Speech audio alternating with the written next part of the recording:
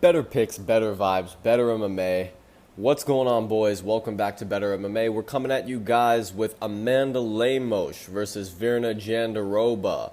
Fight night picks and predictions. We'll give you a quick pick for the main event. I'm very biased towards my girl Virna Jandiroba. I will not pick against my girl Virna Jandiroba. Moving on to the co-main event of Brad Tavares versus Young Park.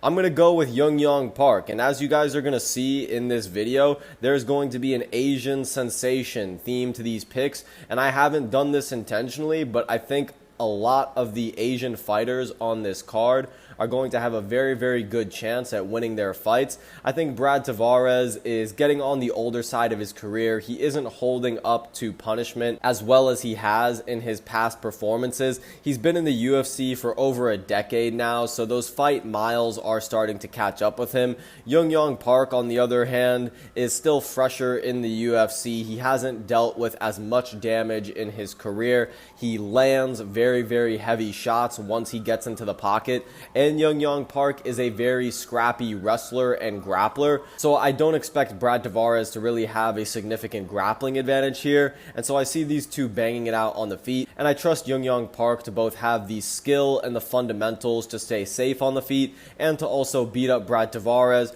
to eventually melt him with a late third round TKO, or winning a 3-round decision. So I'm going to go with Young Park. Moving on to the feature fight of the night, Steve Garcia versus Seung-Woo Choi. Steve Garcia is currently on a 3-fight winning streak, all by way of KO TKO. Steve Garcia is a very, very scrappy striker, extremely aggressive, but I think in this matchup against Seung-Woo Choi, that is going to work to his disadvantage. As we saw in Steve Garcia's debut against Mahashat, he rushes in with his chin in the air, and that makes him very, very easy to counter with some straight punches. Seung-Woo Choi has a very, very good straight right hand that he counters his opponents with. If you watch his Jarno Aaron's fight, it was the best punch he used throughout that fight, and it clipped Jarno Aaron's on multiple occasions. And though I think Steve Garcia is going to really take Seung-Woo Choi to town and really land some damaging shots on him,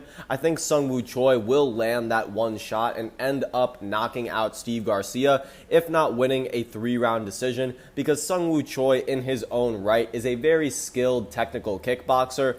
Does he get caught here or there? Yes, but only by very technical strikes, and Steve Garcia is not the most technical striker. He is very wild and very open when he throws his big heavy shots, so I'm expecting Seung-Woo Choi to counter and to get a late TKO either in the second or third round or win a 3-round decision. Moving on to Kurt Holobaugh versus Kenan Kruczewski.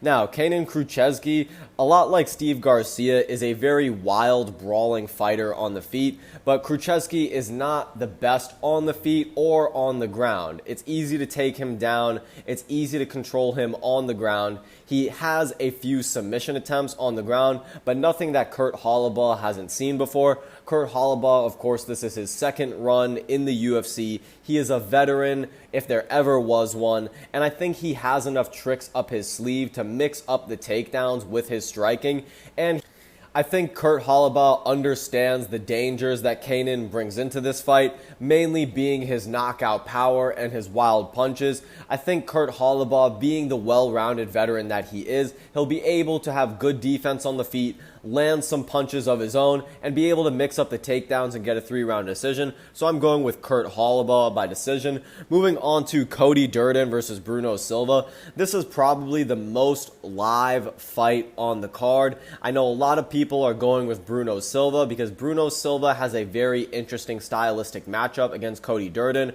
Bruno Silva has some very good tight hooks in the pocket that could very possibly knock out Cody Durden. On top of that, Cody Durden is a wrestler, and he's going to be pushing for the takedown in this fight as he does in all of his fights. And what makes this fight interesting in particular is the fact that Bruno Silva is a Brazilian Jiu-Jitsu black belt, and he works with the likes of Henry Cejudo. So Bruno Silva is used to being wrestled by fighters, and he's used to throwing up submission attempts in retaliation to that. I think his best chances of submitting Cody Durden would be getting Cody Durden in a guillotine. Cody Durden has gotten caught in many guillotines in his career, but has been able to find his his way out of many of them. So even though Cody Durden is going to be put in what I'm expecting to be at least 2 to 3 tight submission attempts throughout this fight, and he will have some trouble dealing with on the feet, I think Cody Durden has some underrated striking for the flyweight division, mainly in the fact that he has a decent jab and he mixes up his straight right hand with feinting in his takedown attempts. So he has a very good, well-rounded game, and I'm expecting him to outwork Bruno Silva as it comes to the second and third round. It's not that Bruno Silva doesn't have the skills to finish Cody Durden here. It's just that I think that Cody Durden is the tougher, more durable, scrappier fighter with better cardio, and he will win the 3-round decision.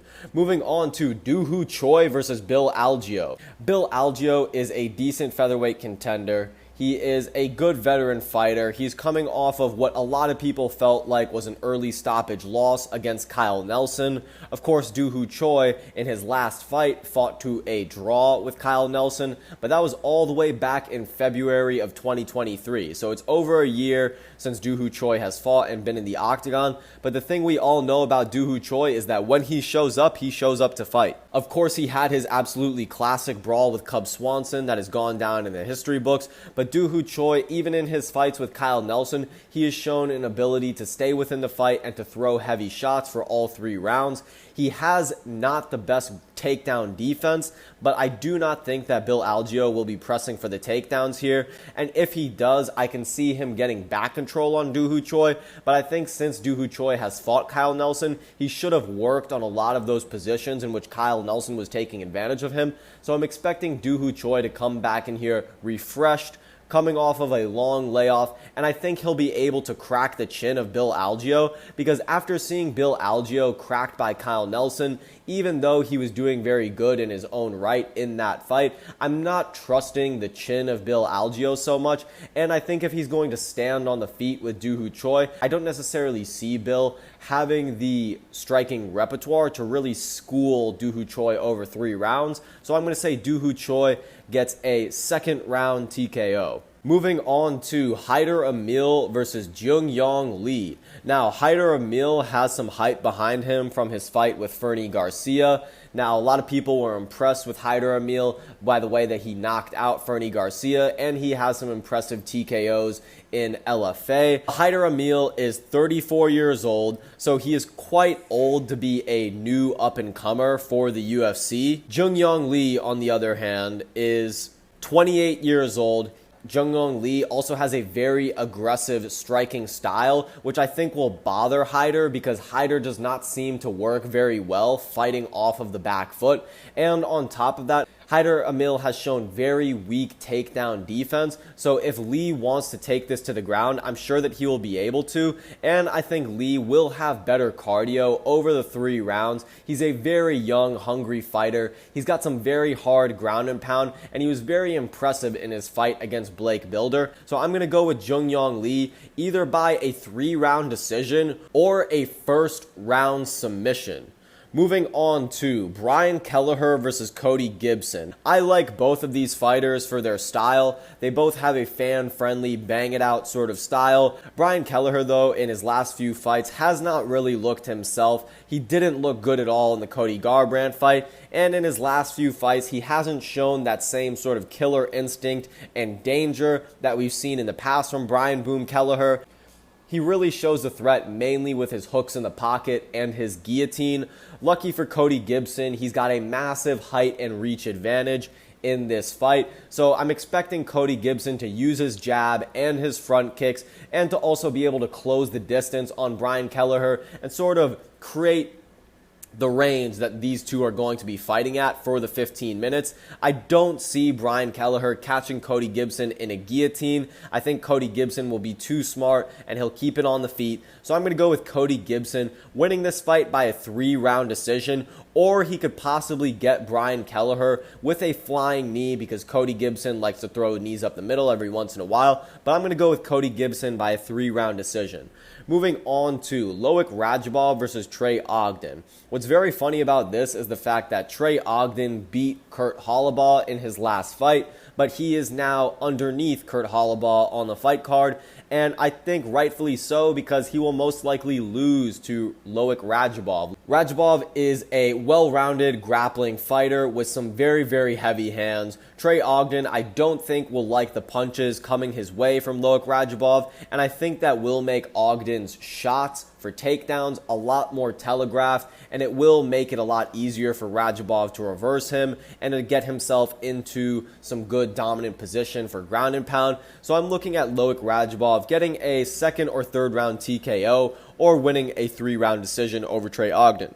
And we are wrapping it up with the curtain jerker of the night, Muhammad Usman, going up against Thomas Peterson.